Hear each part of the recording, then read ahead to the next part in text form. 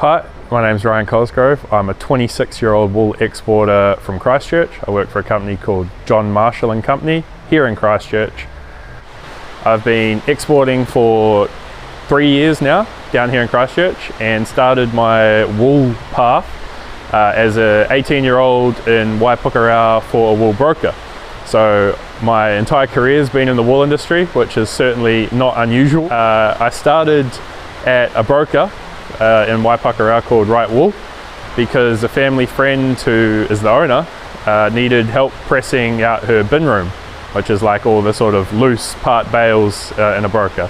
So she put me on the wool press on Christmas Eve and pressed out. I thought that'd be a great little bit of cash for Christmas holidays, and she said, right, we start back up on the 27th, I'll see you there. So I went back, and that became my summer job for the entirety of my university. Fourth year I learned a little bit about wool classing. Since roughly 50–55% of New Zealand's wool goes through the auction system, and I was working at a broker, I had a lot of experience come that fourth year with the auction and with other brokers and with exporters. And so when I'd go and watch the auction, I'd see all the exporters dressed up nicely, shouting over the top of each other, being bolshy, loud, aggressive, and I thought, it sounds like me.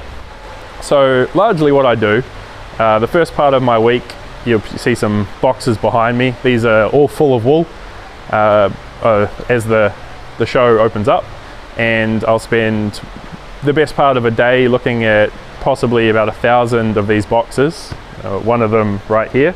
So I look at the wool, I check the catalogue and its test results, I make sure those things match, so my subjective appraisal matches what the objective measurements are. I know what I'm bidding on because I can no longer see this.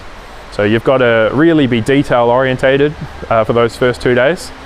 You have to have a good eye, and you have to be pretty disciplined because it takes a little bit of time, but it's all worth it when you come to buy it.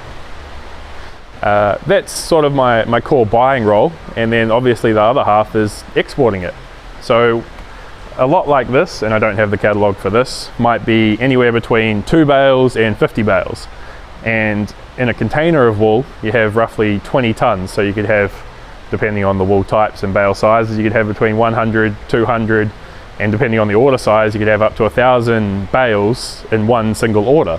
So we take all the types we think match the order, and we put them all together, and we send those to the scour for washing, and then they pack those into containers. That's all pretty easy. Anyone can sell wool. It's being able to sell wool at a price that's higher than what you paid for. A lot of how good you are at being an exporter or a trader is actually predicting the direction of the market in the future. And then another core part of that is obviously maintaining those relationships.